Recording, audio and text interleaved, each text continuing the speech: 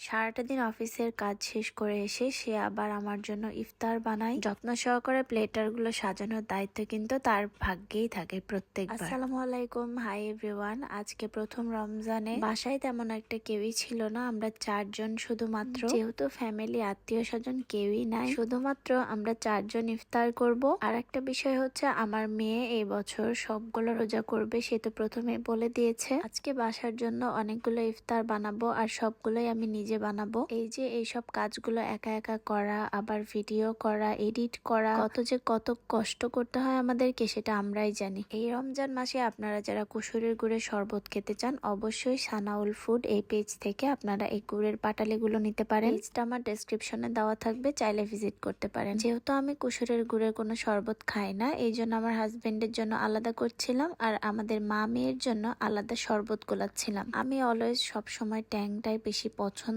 করি আর এইটাই আমার ভালো লাগে। আমার হাজবেন্ড যেহেতু তোকমা এগুলো দিয়ে খেতে পছন্দ করে, এই জন্য ভাবলাম যেহেতু চিয়া সিড আছে, চিয়া সিড দিয়ে তাকে কুসুরের শরবতটা করে দিই। তারপর আমাদের তিনজনের শরবত রেডি করে এটা তো আমি খুব সুন্দরভাবে রেখে দিলাম টেবিলে। তারপর একে একে ফল কেটে নিয়েছিলাম। এরপর বুট দিয়ে বিরিয়ানি করার পালা। আর আমি বুট দিয়ে সবসময় পোলাওয়ের চাল দিয়ে বিরিয়ানি করে থাকি। মাঝে মধ্যে মাংস দেই, আবার মাঝে মধ্যে এমনি করি। সব থেকে মেন হচ্ছে খেজুর, যেটাই আমি নিতে ভুলে গেছিলাম। আমার পছন্দের খেজুর আর পেয়ারা কেটে নিলাম। যেহেতু ডালের বড়া করব, আমি এখানে খেসারির ডাল ভিজিয়ে রেখে দিয়েছিলাম রাতেই, এটাকে পিষে নিয়েছি। আর আমার আরেকদিকে বিরিয়ানি রেডি হয়ে গেছে। বুট আর পোলাওয়ের চাল দিয়ে বিরিয়ানিটা আমার খুবই পছন্দ আর ইফতারে এটা আমার অনেক ভালো লাগে। ডিমের চপ হবে তাই ডিম আর আলু সিদ্ধ বসাই দিয়েছি। এদিকে রান্নার প্রস্তুতিও চলছিল, পাশাপাশি ডালের বড়ার জন্য আমি পেঁয়াজ কুচি করে নিয়েছি। এখন আমি বেসন গলে নিব বেগুনি করার জন্য। বেসিক ভাবে আমরা সবাই জানি যে পেঁয়াজুতে আর হচ্ছে বেগুনিতে কি কি লাগে, তো সব উপকরণ আমি একসঙ্গে সবটাতে দিয়ে দিচ্ছিলাম।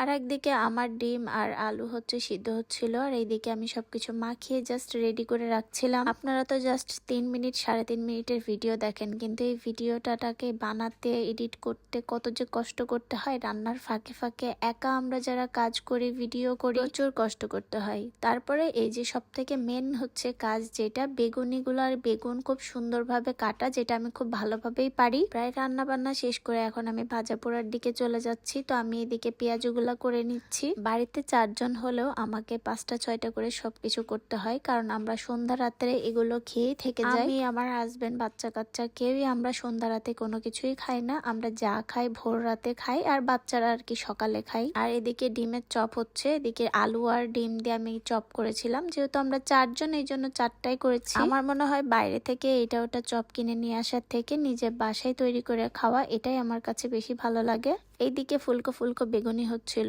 বেগুনি হওয়ার সাথে সাথে আমার যে গাছটা ছিল, সেই গাছের পাতাগুলো কেমন যেন আগুনের তাপে নুয়ে যাচ্ছিল। পাপড় ভাজা শেষ, আমার অলমোস্ট ডান। এখন আমরা টেবিলে বসবো আর কি, দোয়া কালমা করব, একটু দরুদ পড়বো, একটু আম্মুর জন্য দোয়া করব। এই মাসটা আমার জন্য খুব কষ্টদায়ক একটা মাস, হয়তো দেখলে বুঝবেন না। নেক্সট ভিডিওতে আপনাদেরকে বলবো কেন কষ্টের মাস। আজকের ভিডিওটা এই পর্যন্তই। সবাইকে রমজানুল মোবারক। আল্লাহ হাফিজ।